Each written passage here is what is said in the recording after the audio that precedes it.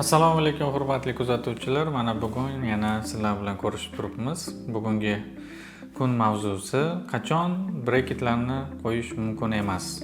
Birinchisi bu yosh bolalarda, ya'ni bolalar yoshi 14 yoshga yetmagan bo'lsa, to'lmagan bo'lsa, mana shu holatlarda biz breketlarni bu bolalarga qo'ya olmaymiz. Sababi ildizlari oxirgacha shakllanmagan, oxirgacha rivojlanmagan bo'ladi. Shu sababdan biz ularni breket qo'yish oqibatida ildizlarini zararlab qo'yishimiz, ya'ni oxirgacha shakllanishini buzib qo'yishimiz, shu sababdan ildizlarni kalta bo'lib qolishiga sababchi bo'lib qolishimiz mumkin. Endi breket qo'yish mumkin bo'lmagan yana boshqa bir sabablardan biri bu o'sha bemorni qand kasalligi, ya'ni xalqimiz orasida sahr kasalligi deb nomlanadi. Bunaqa holatlarda nima bo'lishi mumkin? Endi qand kasalligini ham har xil darajalari mavjud, ko'tarilish darajalari mavjud bo'lib, bu suyaklarda har xil o'zgarishlarga sabab bo'lishi mumkin. Ma'lumki, agar sahrimiz juda ham baland bo'lsa, u bemorlarga implantatsiya jarayoni yoki qandaydir operatsiya jarayonlarini o'tkazish ham imkon qadar taqiqlanadi yoki kechiktiriladi, qachonki unda qon tarkibidagi qand miqdori normal holatiga kelmagunicha. Breket sistemasi ham xuddi shunday, lekin bizda bu jarayon yillar davomida davom etadi.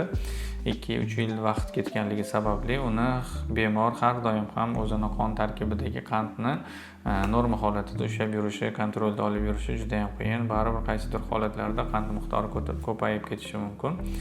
Endi biz ko'pincha bu muolaja bilan yosh bolalarda ko'proq shug'ullanganligimiz sababli yosh bolalarning orasida sahr kasalligi kam uchraydi. Shu sababdan yosh katta bemorlarga bu gapimiz tegishli. Shuning uchun yosh katta bemorlarimiz juda ham o'ziga e'tiborli bo'lishi mumkin. Biz har doim ayta olamiz, breketni 50 yoshda ham qo'ysa bo'ladi deb, lekin o'ziga yarasha ko'rsatmalari, qarshi ko'rsatmalari mavjud. Mana shu qarshi ko'rsatmalardan biri albatta bu qand kasalligi, ya'ni sahr kasalliklarida breket sistemasini o'rnatish tavsiya etilmaydi.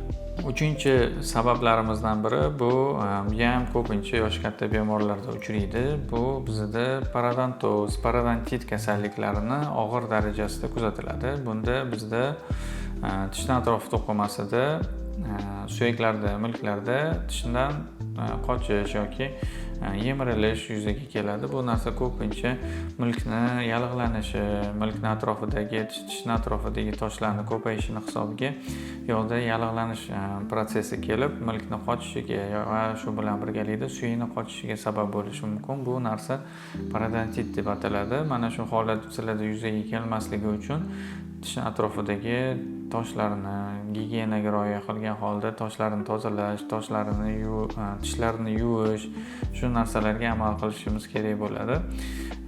Mana shuni hisobiga ham suyaklarimiz qochadi va tishni atrofidagi suyaklar kam bo'lganidan so'ng biz u yoqda breket tizimini, breket sistemasini o'rnata olmaymiz. Bu ham tabiiyki tishlarni to'kilib ketishiga va tishlarni tushib ketishiga sabab bo'lishi mumkin.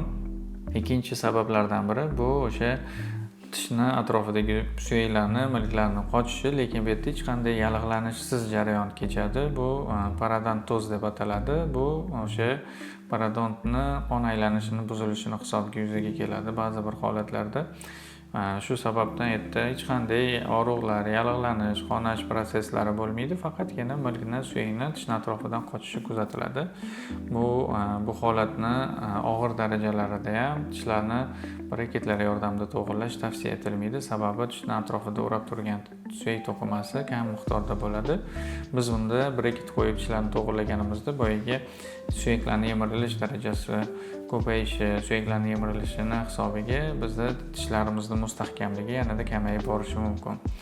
Shu sababdan tishlarga vaqtida e'tibor qaratishimiz kerak. Tishlarni vaqtida davolashimiz, tuzatishimiz, vaqtida tishlarni tozalashimiz juda ham muhim hisoblanadi. Xulosa qilib aytadigan bo'lsak, mana shu yuqoridagi aytilgan 3 ta holatlarda breket taqish, breket qo'yish tavsiya qilinmaydi. Shunga o'xshash yana qandaydir savolinglar bo'lsa, kommentariyalarda yozib qoldirsanglar, imkon qadar javob berishga harakat qilaman. Keyingi sonlarda ko'rishguncha.